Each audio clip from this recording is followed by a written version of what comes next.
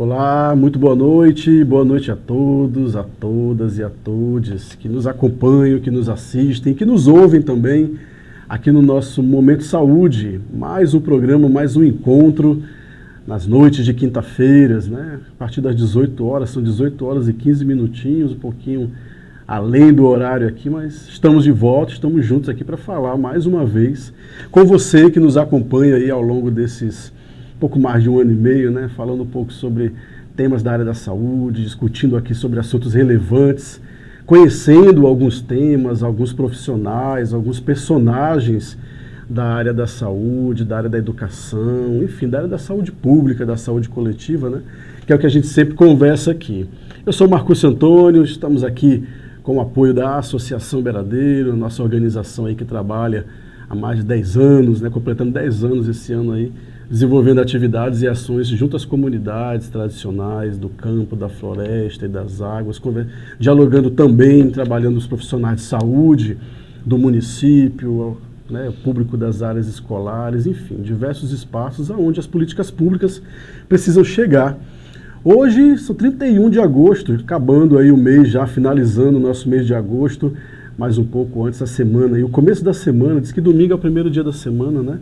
Então, no domingo, dia 27, foi comemorado aí o Dia Nacional dos Psicólogos, das Psicólogas e dos Psicólogos, né? Os profissionais dessa área da saúde mental, dessa área aí que apoia, que ajuda, que orienta, né? Através de conceitos, através de embasamento científico, uma categoria que tem cada vez mais sido percebida a necessidade, né? Já que as questões de saúde mental vieram com muita força aí, infelizmente, tem se tornado aí a principal demanda de saúde pública da população, não só após a pandemia, mas essa é uma realidade já bem antes, aonde as questões humanas, relacionais, de autorreconhecimento, de autoidentificação, de autoaceitação, né, e de relação com o mundo, com o externo e com as pessoas, tem se tornado cada vez mais necessário. Enfim, é mais para introduzir e deixar claro que também a gente não vai tentar trazer aqui esse diálogo sozinho. Eu estou aqui com uma convidada muito especial, é a Lua Clara, ela que é psicóloga, veio conversar com a gente, falar um pouco sobre as questões relacionadas à profissão da psicologia e também para falar sobre alguns temas de interesse aí para todos nós e para você que nos acompanha. Lua Clara, seja bem-vinda, obrigado por ter aceito o nosso convite. Vou tentar ter uma relação aqui profissional, porque é uma parceira de trabalho, inclusive. Fique à vontade para dar boa noite às pessoas que nos acompanham aqui no Momento Saúde. Bom, boa noite a todos, a todas e a todos, né? Obrigada, Marcos, pelo convite. Bom, nem sei muito bem por onde começar. Já começa falando sobre você. Quem é a Lua Clara, filha do seu e da dona? Do seu José Carlos, da dona Andréa. Bacana. São de Porto Velho? Não, mas são do norte, que todos legal. nortistas. São de onde? Minha mãe é do Amazonas e meu pai é do Mato Grosso. Que legal. E você nasceu? Mas eu sou nascida e criada aqui em Porto Velho, no Tacacá, na Tapioca. Oh, coisa boa, da terrinha, peixe, né? Então tá um norte aí bem representado, né? É força na veia aí, essa galera aqui, de todo mundo é da área do norte. Como é que foi para você, quando que a psicologia surgiu na sua vida? Foi na academia, foi uma escolha fácil, já estava meio que organizada, fez aquelas análises ali de curso, né, de pré-identificação de identidade profissional, como é que foi? Conta pra gente. Então, eu decidi, na verdade, cursar psicologia muito cedo, acho que foi a decisão assim, mais pronta que eu tomei, geralmente eu tenho muita dificuldade de tomar decisões. Entrei no curso em 2016 na Universidade Federal de Rondônia e finalizei o curso no ano de 2021. Teve um pequeno aí atraso por conta do contexto pandêmico também, que tornou esse final de graduação bem desafiador, né? Durante a graduação, assim, minha formação sempre foi muito voltada para a área da psicologia social, nesse viés da psicologia social crítica, né? Então, sempre fui vinculando, direcionando os estágios, as pesquisas, as extensões para essa área, especialmente no processo de compreensão da participação social, dos movimentos sociais, dos processos de construção coletivas mesmo. Cheguei a estudar um pouco da relação de pessoas com deficiência no ensino superior Mas, assim, a questão da saúde sempre foi uma coisa meio distante pra mim, né? Sempre foi uma coisa meio segundo plano, nunca tive grande vinculação, assim. Eu fui começar a ter uma vinculação com a saúde no final da graduação, ali bem próximo do contexto do início da pandemia, do grande boom da pandemia, né? Quando eu percebi que eu estava finalizando a graduação e não tinha nem aberto a possibilidade de me aproximar da área da saúde. Assim, era uma área que eu tinha muita resistência, e aí eu considerava ter zero identificação.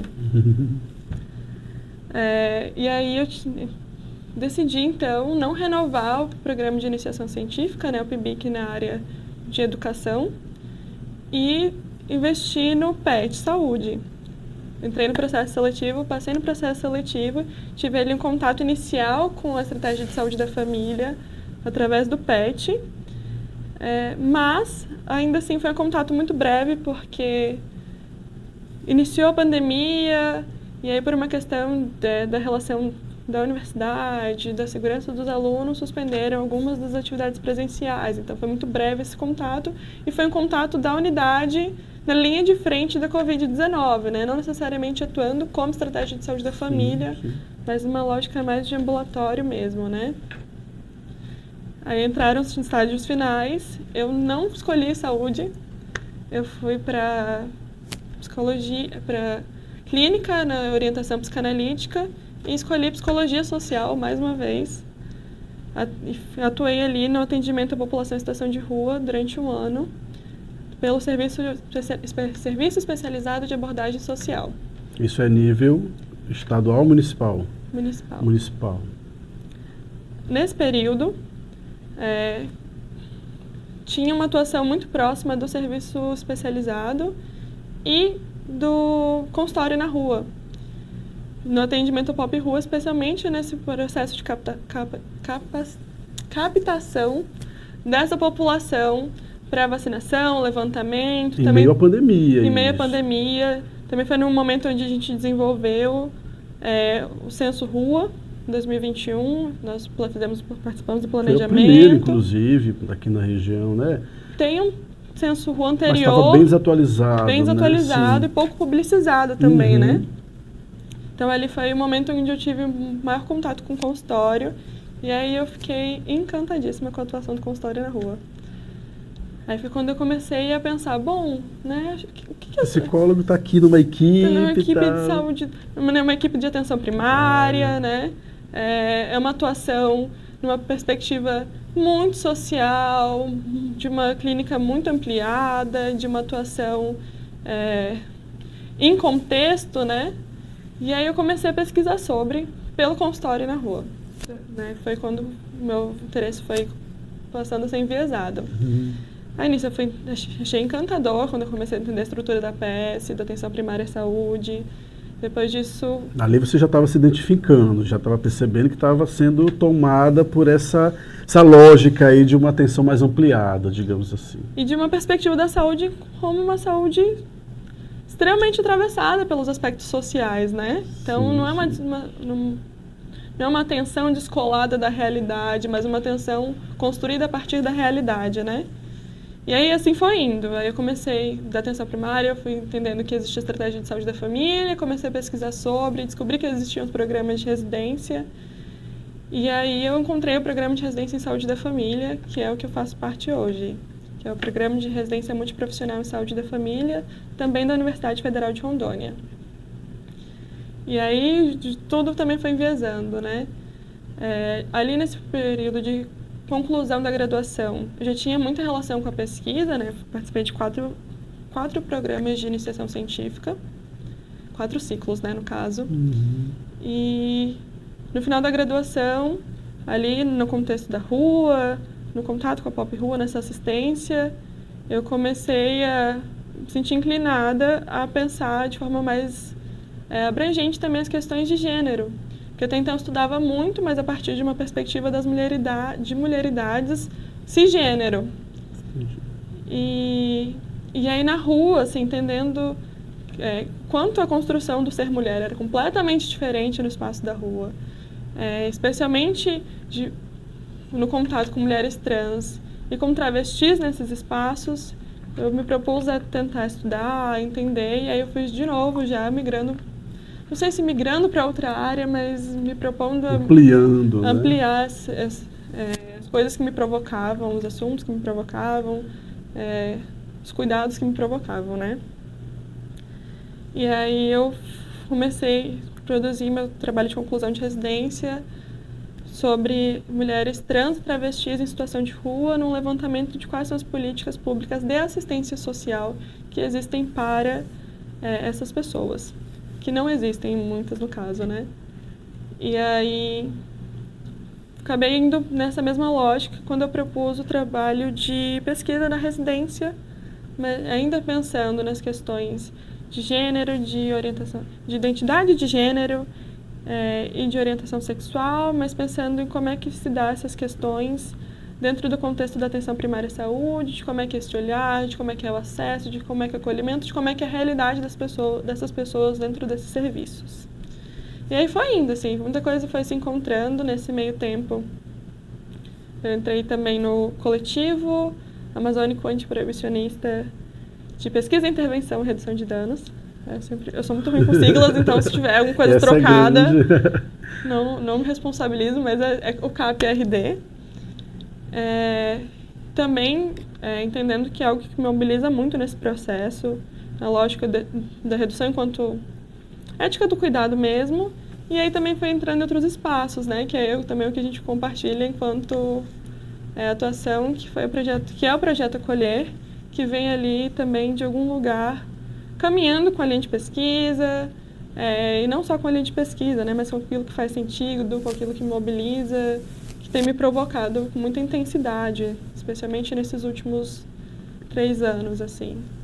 Interessantíssimo, já fez aí um resumo quase, né? Mas não é um resumo da trajetória, porque de fato a Lua tem aí. Por onde eu passo, Lua, você tem assim, muitos admiradores, você sabe disso. Isso tem muito a ver com a tua personalidade, tua forma de se dedicar ao trabalho, se dedicar às atividades. Você está sempre em coletivos, né? Você desenvolve muitas atividades. A psicologia social, ela te trouxe muito essa... Porque assim, a gente percebe muito o profissional da psicologia, claro que é uma visão reducionista, é uma visão que a gente generaliza, mas do profissional que atende, o profissional clínico, né, que lida com a demanda ou do sofrimento ou da necessidade ali. A psicologia social é outro rumo, não é isso? Pelo que você falou, ela vai estar trabalhando e abordando a necessidade dos coletivos. Seria isso? O que a psicologia social traz ou trouxe para você, que fez com que mudasse essa chave aí de um rumo de atuação profissional? Ou não mudou totalmente e tem outras possibilidades? Nossa, que pergunta complexa, né? Mas vamos lá, assim. A psicologia social, ela veio enquanto uma possibilidade do fazer em psicologia que fosse rompante com a lógica da psicologia majoritária, tradicional, clínica, desse espaço. E aí, quando eu coloco clínica, eu falo dessa perspectiva da clínica tradicional, num espaço fechado, individual. Então, esse olhar do sujeito enquanto sujeito que não se constitui só a partir das suas individualidades, mas de uma subjetividade que ela é atravessada pelos aspectos sociais, culturais, políticos, econômicos, de raça, de classe, de gênero. Então, assim, é uma perspectiva do sujeito no mundo. Sim. E como é que esse mundo vai atravessando todo esse processo de constituição. Mas, assim, e também que pode levá-lo a um adoecimento também, né? E aí, mas também a própria psicologia social é muito ampla, né? Então, tem a psicologia social num viés mais europeu, num viés mais latino-americano, uma perspectiva mais crítica ou mais tradicional. Mas, assim, né? Sempre fui me inclinando mais para a realidade, inclusive latino-americana mesmo, do que a gente vivencia aqui, do que a gente tem enquanto produção aqui, e a produção, inclusive, de subjetividade, né, e de saúde mental. Sim. E dentro dessa lógica de trabalho, né, você trouxe aí a tua aproximação com a população em situação de rua, né, você deu aí mais ou menos um parâmetro, e também próximo a essa questão de gênero, que aí perpassa, né, a população LGBTQIAPN+, e tem outras populações em situações de vulnerabilidade ou vulnerabilizadas por um contexto social. Como é que você percebe hoje a atuação da psicologia nesses campos ou com essas populações aqui, especificamente em Porto Velho, existem espaços públicos e privados ou ainda precisa melhorar muito para o acesso a esse profissional aqui, localmente falando? Tá. Na tua visão, o que você percebe? Vou falar a nível de SUS, né? Uhum. A gente tem... Primeiro também trazendo essa contextualização, né? Porque o contato que eu tenho de atuação no SUS, ele vem através da residência. Então, também é um contato ainda em construção, né? Uma relação em construção. Eu passei 1 ano numa unidade de saúde da família como profissional na composição de uma equipe de saúde da família e também estive na parte de vigilância epidemiológica no agravo da hanseníase. E aí hoje eu estou na Coordenadoria de Descentralização e Planificação do SUS e no CAPS-AD. E aí eu faço essa marcação assim para entender que minha aproximação é especialmente com a atenção primária à saúde. E aí hoje também construindo uma aproximação com a atenção ambulatorial especializada, mas ainda engatinhando ali nesse processo, né? Quanto ao profissional psicólogo dentro desse espaço, dentro do SUS, né?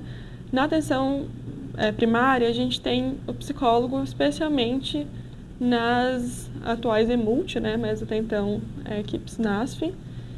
E onde tem várias categorias profissionais, isso, que né? Tem uma composição multiprofissional, mas aí a gente tem várias questões relacionadas, inclusive a processos de não financiamento, de sucateamento ali, no período que iniciou ali em 2016, em que os NASF sentiram de forma muito intensa, né? E na equipe do consultório na rua. Então, assim, a nível de SUS, e pensando na atenção primária enquanto ordenadora de serviços, enquanto porta de entrada, enquanto esse contato próximo das pessoas, este contato em território, o profissional psicólogo ele é bem ausente, na verdade, né? E aí não uma ausência na intencionalidade, mas uma ausência no não espaço mesmo de atuação. E aí eu lembro que eu vivenciava, inclusive, isso muito na equipe de saúde da família, porque eu estava ali, tinha demanda de saúde mental, mas qual era o meu papel nesse espaço? Tecnicamente ele não fazia parte daquela equipe. Eu não estava prevista, né, para estar ali. Então eu tinha que pensar numa atuação ali de 1 ano, onde eu não podia desenvolver para além do que já tinha enquanto competência, né, e que a equipe daria conta de dar continuidade. E, ao mesmo tempo, eu tentava o tempo todo trabalhar na lógica de meu papel aqui não é clínico, não é só clínico. Então, assim, é um grandíssimo não lugar ainda, né? Ainda que existam demandas crescentes de saúde mental e que são reconhecidas ali no nível de atenção primária, né? Não só na atenção ambulatorial especializada, especialmente através dos CAPs, que são essas grandes referências, né? Quando a gente fala de saúde mental e SUS, a gente automaticamente pensa em CAPs. Mas... Assim, nem sei, assim, eu não consigo pensar em outra definição que não ainda este não lugar, ou esta coisa indefinida, em construção. E que ainda sem muita perspectiva de avanço no sentido não só da aquisição desses profissionais, mas de políticas que insiram ele diretamente nessas portas de atendimento, né? E era mais ou menos isso que eu esperava. Aproveitar aqui para dar um alô para a dona Andréa Mello, que deu um alô aqui para a gente, deu uma boa noite, que está assistindo a entrevista aqui com muito orgulho dessa filha, que sempre se empenhou para estudar psicologia, a ser uma profissional de excelência. Eu aproveito e a parabenizo pela filha também, viu? Sou fã de carteirinha aqui. E a galera está assistindo aqui, fiquem à vontade, mandem perguntas, mandem um alô aqui, pode se manifestar. Lembrando que esse link está ao vivo, pode mandar para as pessoas, elas entram agora, mas pode voltar, assistir o programa do início, depois também pode continuar mandando, que a ideia é a gente trocar experiências e dialogar aqui sobre essa profissão, essa área, essas políticas, né? Porque, inclusive, a gente está tratando aqui de temas que geralmente não tem espaços, né? São temas que são pouco discutidos, são pouco abordados, às vezes ficam presos ali na própria universidade, nos espaços de formação e depois acabam, enfim, ficando na linha do idealismo, e a gente está aqui para levar essa ideia aí para todos os lugares e para todas as pessoas. Lua Clara, eu sempre pergunto aqui para as pessoas que participam e topam do nosso programa e faço sempre uma comparação de que algumas demandas são difíceis na cidade. São demandas na sua profissão, na sua categoria profissional, que certamente você já falou que no espaço da saúde pública, a inserção desse profissional é um desafio. Mas as demandas seguem aumentando, as necessidades das pessoas, né, não só de um profissional único e exclusivo, mas da presença dele numa lógica multiprofissional. E imagine numa área rural, imagine numa demanda de uma comunidade a 200 quilômetros, como é Demarcação, Calama, uma comunidade a mais de 300 quilômetros, como é Nova Califórnia, enfim, os distritos de Porto Velho que acabam não tendo a presença desse profissional nem esporadicamente. Eu não vou te colocar numa saia justa de te perguntar como é que você imagina que esteja essa situação, mas assim, como é que a gente poderia pensar, né? Você já falou um pouco, mas do grande desafio que é esse profissional. Na formação, ou em algum momento você teve acesso a essas comunidades, ou à universidade mesmo, já que você é egresso de lá, está numa pós-graduação nesse âmbito, dialoga sobre isso, você teve alguma experiência, conseguiu chegar, fala pra gente como é que é a presença desse profissional na lógica multi, mas numa área mais afastada, remota da cidade. Sim. Primeiramente, beijo, mãe. Legal. E segundo, em relação a isso, bom, a nível de formação, eu não tive contato entendendo essa formação enquanto ementa pronta da psicologia na instituição de ensino, né? Contato que eu tive, e aí quando eu coloco assim, esse contato meio de um jeito duvidoso, é porque o fato de, enfim, ter ali uma discussão provocada não necessariamente é uma apreensão dessa discussão, né? Sempre foi através de eventos à parte da formação. Então, assim, não é uma... Não fez parte do meu universo enquanto construção... Até então, né? Não fez parte dessa construção durante a graduação. E também na residência não é algo que é discutido, assim, dentro tanto das disciplinas que fazem parte da nossa grade, e também não é muito... Não é de fácil acesso isso enquanto uma possibilidade de campo de atuação.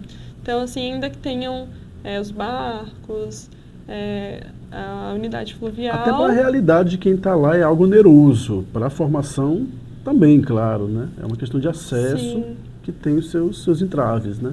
E aí a gente até ficou... Isso causa isolamento, né? Nessa fala a gente já percebe que nem daqui vai e nem de lá às vezes consegue vir, né? Eu estava até te ouvindo, assim, perguntando, e aí eu fiquei pensando, né? Enquanto a gente estava falando assim, tem demanda, tem demanda, tem demanda. Aí a gente está falando de uma saúde mental, de demandas de saúde mental de forma geral. E aí o quanto é difícil, inclusive, discutir saúde mental, especialmente nesses contextos onde não há acesso, porque a gente não está falando só... E aí a gente retoma para aquilo que eu falei inicialmente, né? A gente não está falando de uma saúde mental individualizada, mas de processos de saúde mental que são contextualizados, inclusive pela dificuldade de acesso a serviços, a profissionais que estão ali no tocante da garantia de direitos, né? No tripé da Seguridade Social está ali previsto acesso e determinados grupos populacionais não acessam. E aí até é difícil, assim, eu lembro que fui em um outro evento e me pediram para falar sobre saúde mental na Amazônia. E aí eu fiquei pensando sobre o que falar, né? E aí eu até entrei assim falando, olha, gente, eu tenho muita dificuldade de falar sobre saúde mental, porque para mim saúde mental ela não vem descolada de nenhuma discussão que não a discussão da garantia de direitos, né? Então, assim, não tem como discutir saúde mental se a gente não tem acesso aos serviços, aos direitos, aos bens, se a gente tem ainda uma realidade de insegurança alimentar, de desigualdade social, de questões sanitárias extremamente fragilizadas, e aí a gente tem territórios marcados por relações violentas, né? E aí violentas eu não falo só a nível de...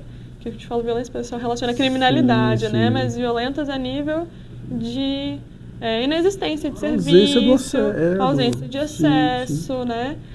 do estigma relacionado aos territórios. Então, assim, demanda tem, mas é demanda, inclusive, para além do adoecimento individual, né?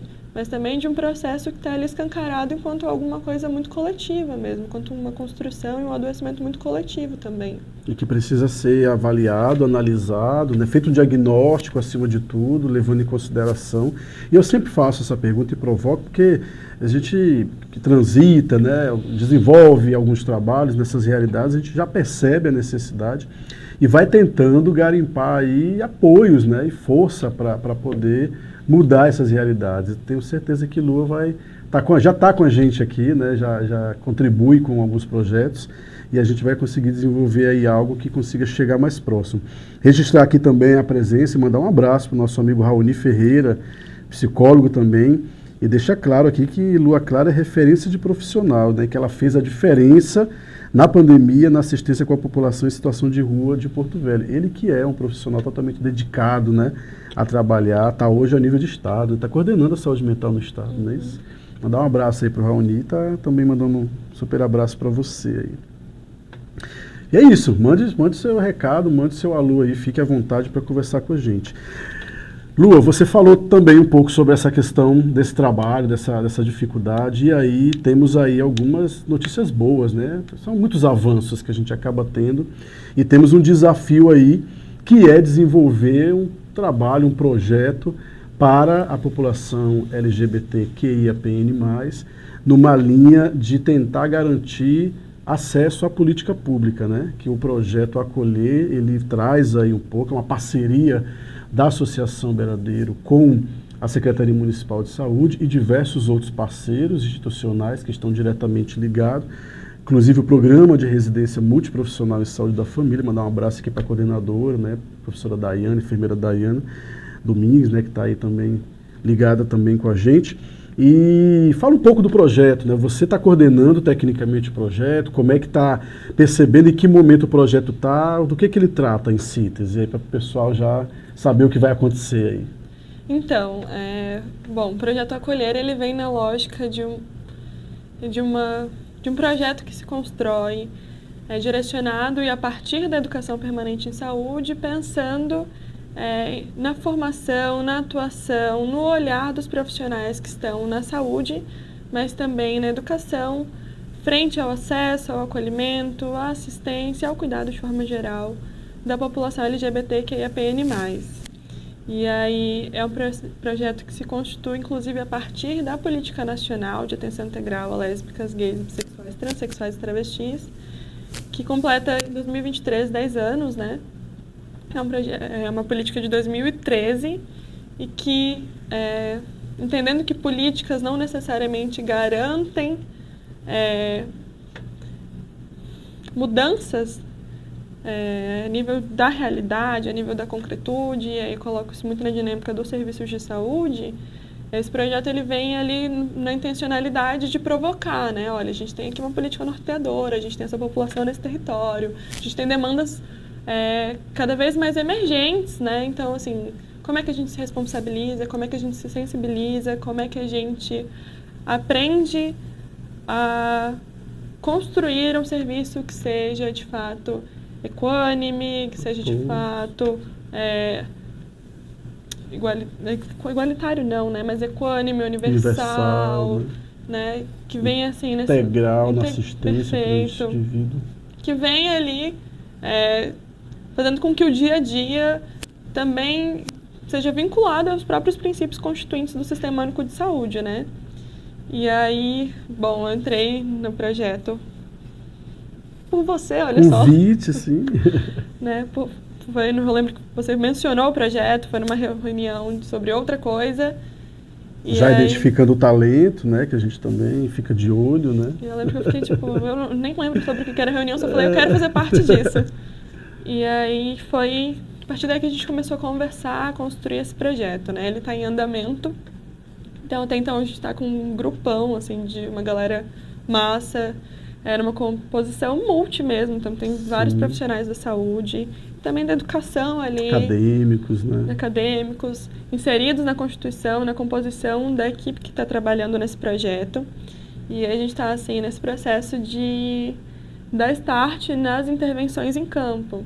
Então, assim, depois de um grande trabalho de levantar o que a gente pode discutir, o que é importante que a gente saiba, né? Vamos aprender, inclusive, aqui coletivamente sobre as políticas públicas de educação, as políticas públicas de saúde, né? Sobre as especificidades dessa população, sobre o que é atenção primária à saúde, como funciona a educação de forma geral, para que a gente consiga entender, inclusive, a realidade dessas pessoas e o que tem enquanto demanda emergente e pensar como é que faz essa construção ali com os profissionais. E aí eu vou sempre fazer essa direção para os profissionais da saúde, que é a parte onde eu estou mais vinculada, né? Então, assim... Muitas fases a vir muitas aí, fases. Né? Estamos aí. Tem umas imagens, acho que o Aleph vai mostrar pra gente aí umas fotos que tem dos movimentos, né? Aí são dos encontros já de formação do pessoal, não é isso? Isso foi do primeiro encontro, foi do encontro sobre as políticas públicas de educação, nessa parte também de letramento, de vamos entender o que é orientação sexual, o que é identidade de gênero, o que é LGBTQIAPN+, né? O que tem enquanto política, o que tem enquanto legislação. Todo mundo é residente nessa imagem, por exemplo? Nessa imagem tem eram 4 residentes e uma acadêmica. Olha que legal. Aí eu, inclusive, a coordenadora da residência. Coordenadora da residência, a professora Daiane, tem ali os personagens da área da psicologia, né, que também...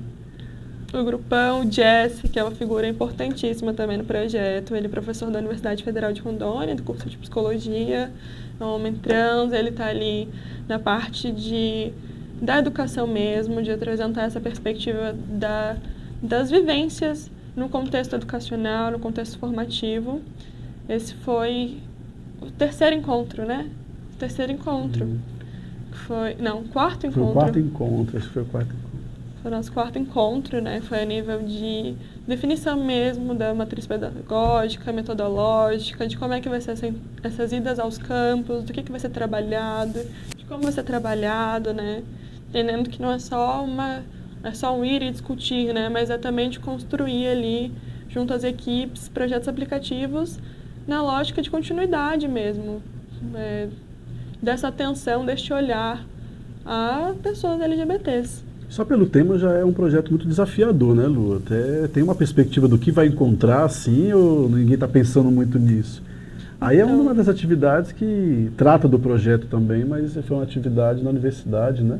Isso, foi a participação, né, numa roda de conversa da Semana Acadêmica de Psicologia. E aí a gente apresentou o projeto, né? Inclusive foi um grande momento de aproximação com o coletivo Somar, que é um coletivo de muita potência aqui, de muita representação a nível de discussões sobre as questões da população LGBT. Né? Eles estão aí numa caminhada, acho que desde 2000 e... Uns 4, 5 anos eles estão aí já na luta, 2018, né? Por aí. Foi isso. Também fechou uma parceria massa ali nesse espaço. Breno. E eu não lembro. Dá um abraço aí para a turma do Coletivo Somar.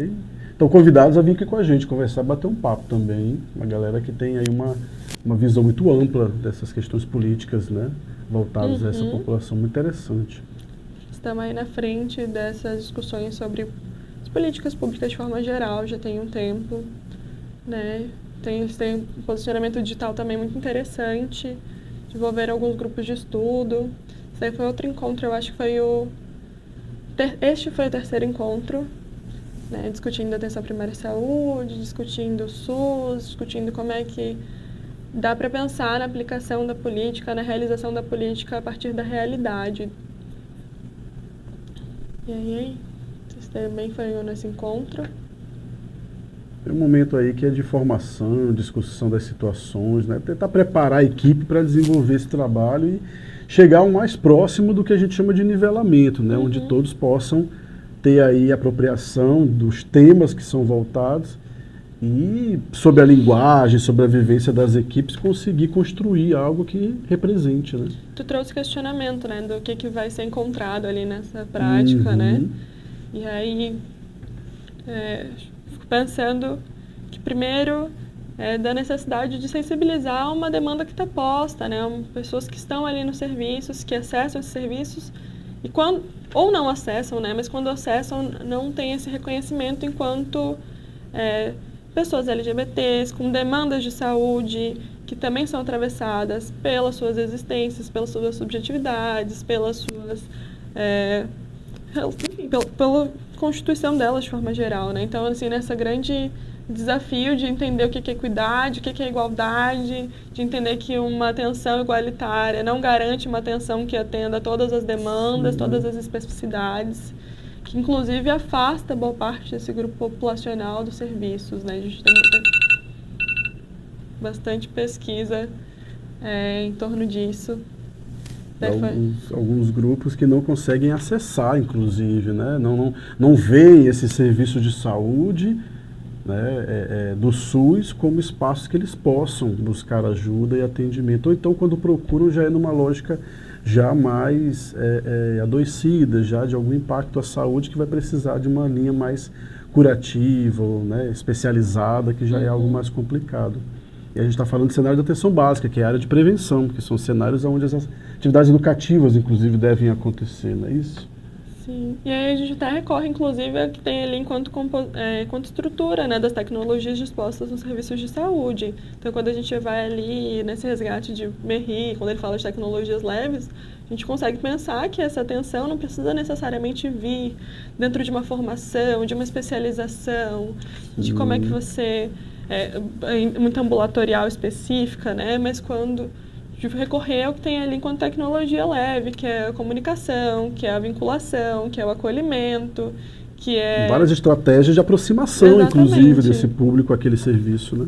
Que já garante uma atenção que seja transformadora, né? Porque aí tem também uma questão de compromisso social dos profissionais de forma geral. Então, assim, se essa atuação, ela descolada ou desconsidera o que existe enquanto necessidade e, inclusive, o que existe enquanto fator que invisibiliza essas pessoas nesses espaços, então a gente tem uma atuação que precisa muito ser revista de alguma forma, né? Ou sensibilizada, ou provocada. Interessantíssimo. Mandar um abraço aqui para o Frank também, tá dando um alô aqui para a gente, Frank Bussato, né? Dizendo que muito legal, parabenizando a entrevista e ao programa também. Seja bem-vindo, obrigado aí pela audiência, né? Reproduza aí o nosso link, pode passar para a galera aí, para as pessoas terem acesso a essa informação também, né? E fiquem à vontade aí para fazer perguntas e questionamentos, mas também ajudem a reproduzir. Lua, além das atividades residente pode desenvolver uma atividade de trabalho? Como é que pode falar de atendimentos, essas questões, que são outros horários, né? Acho que está mais tranquilo hoje em dia. Como que podemos encontrar, Lua Clara, né? O profissional que está aqui te assistindo, as pessoas que estão te assistindo, poxa, gostei dela, gostaria de dialogar, de falar um pouco, levar um pouco da minha demanda. Como é que te acha, como é que te encontra? E que linha que você aborda, né? O que você desenvolve hoje de atividade profissional? Porque além de, né, você é residente, mas é uma profissional da área da psicologia. Que área que você mais atua? Onde que as pessoas podem te encontrar? Tá. Por enquanto, eu estou focando muito na questão da residência, no coletivo, né, nas atividades do coletivo, no CAP, e também no Projeto Acolher. Uhum. Atuo na lógica atuo na lógica não, mas na linha da psicologia de orientação psicanalítica, né? Mas, no momento, eu não estou atendendo clinicamente, até por uma questão de disponibilidade de tempo mesmo, para a dedicação à clínica, apesar de eu ter uma grande afeição por essa área também. Né? Daqui eu passo o tempo todo metendo pau na clínica, mas eu gosto muito da clínica. E aí, fora disso, acho que também tem espaço, assim, sempre para outros processos de construção, que não necessariamente só essa parte da clínica.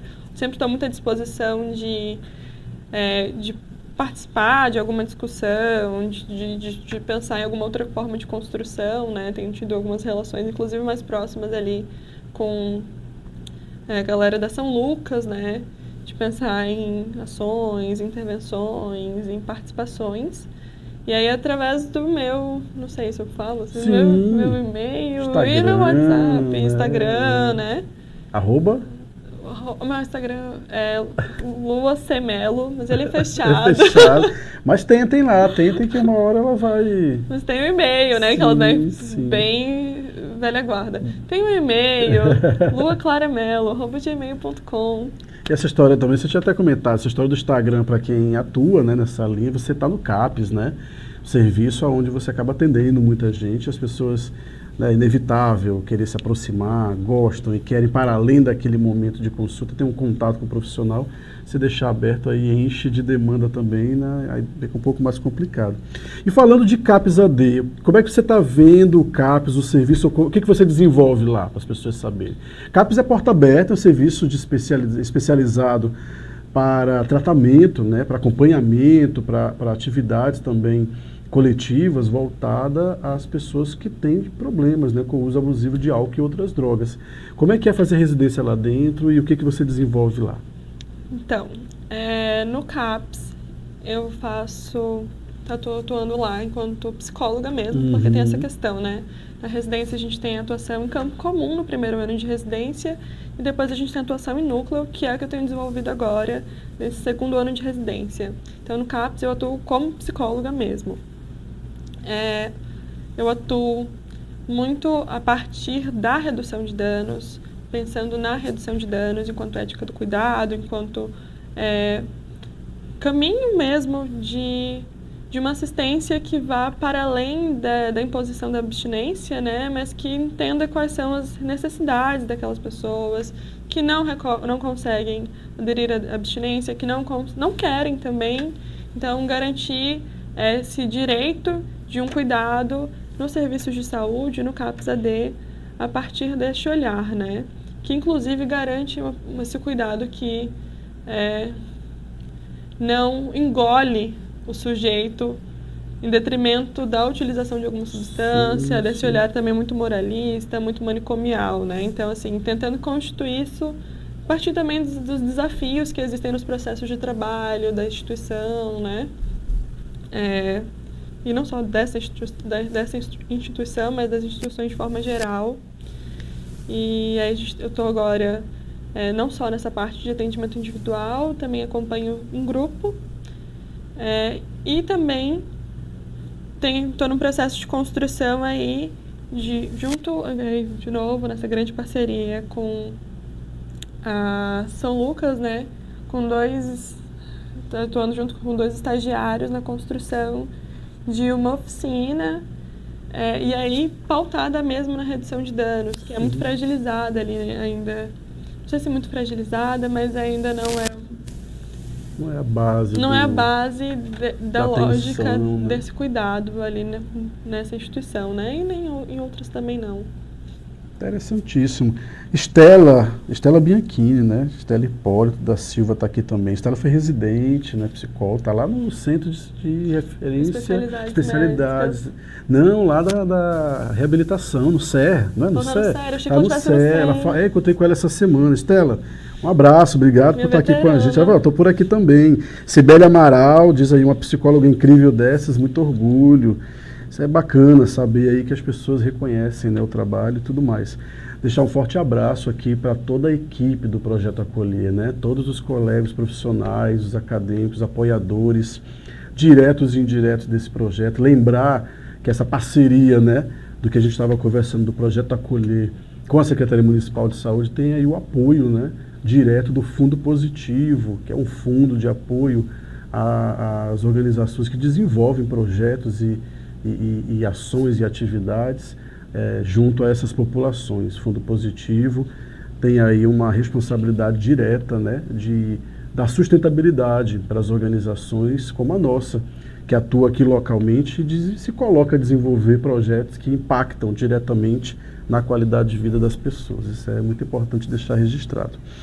Lua, são 18h59. Passou rápido, né? Já estamos aí chegando no finalzinho. Deixar aberto aqui para você dar as suas considerações e já antecipo aqui agradecendo muito a tua vida, dizer que, repito, sou seu fã de carteirinha, digo olhando para o público e para você, que eu sou seu fã mesmo. E fique à vontade aí para suas considerações e já fica o convite. Aqui é muito rápido, é uma horinha que quando a gente vê, já foi, dá para conversar muitas outras coisas, muitas outras pautas. Vamos voltar para falar mais de alguns projetos especificamente, mas foi um prazer ter você aqui. Fique à vontade para dar o alô aí final para a turma. Caramba, assim, aberto é sempre tão difícil.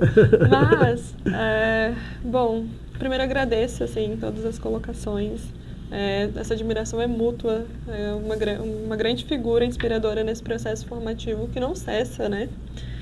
E aí, pensando no que dizer ali em finalização, eu acho que dá para também trazer essa provocação de que saúde mental não é só responsabilidade do profissional psicólogo, né? Tá ali enquanto algo que perpassa, de alguma forma, ou está inclusive à frente de todos os processos de cuidado em saúde, de atenção em saúde.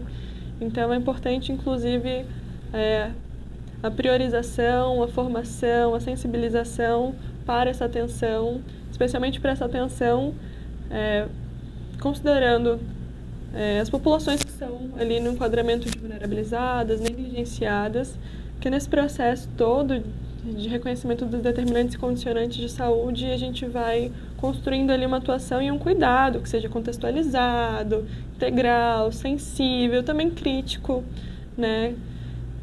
E aí, não só à frente, mas na construção mesmo, acho que de políticas públicas, de serviços de saúde, de uma atuação e de uma atenção que seja, de fato, emancipatória, transformadora, e de muita potência também, né? E aí acho que é uma responsabilidade de todo mundo.